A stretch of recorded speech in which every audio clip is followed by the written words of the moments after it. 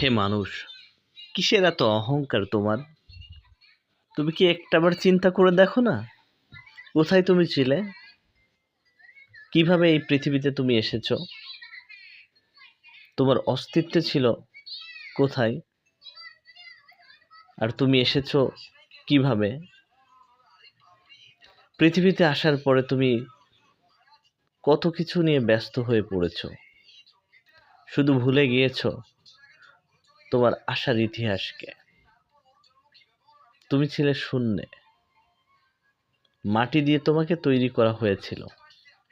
মাটির পৃথিবীতে তুমি জন্ম নিয়ে একটু একটু করে সেই মাটির সাথে মিশে বড় হয়েছ।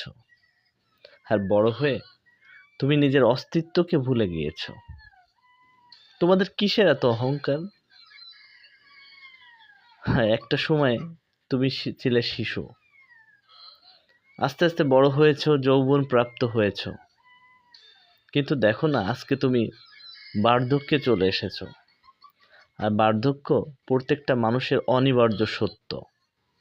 তাহলে কেন এত অহংকার, এত মিথ্যা কথা, এত ক্ষমতার দম্ভ?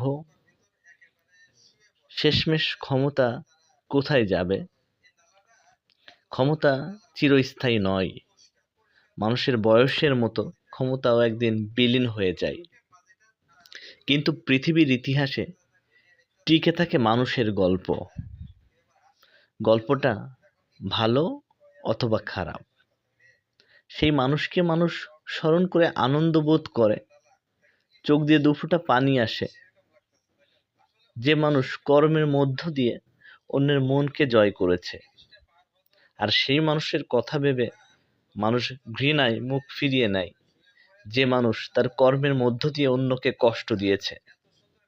আপনার মৃত্যু অনিবার্য, সুতরাং আসেন না আমরা ক্ষমতার গর্ভ ত্যাগ করে মাটির মানুষ হয়ে মানুষের কাছাকাছি থাকি, মানুষকে ভালোবাসি, মানুষের কল্যাণে কাজ করি, মানুষের জন্য পৃথিবীটাকে সুন্দর বসবাসযোগ্য করে গড়ে তুলি।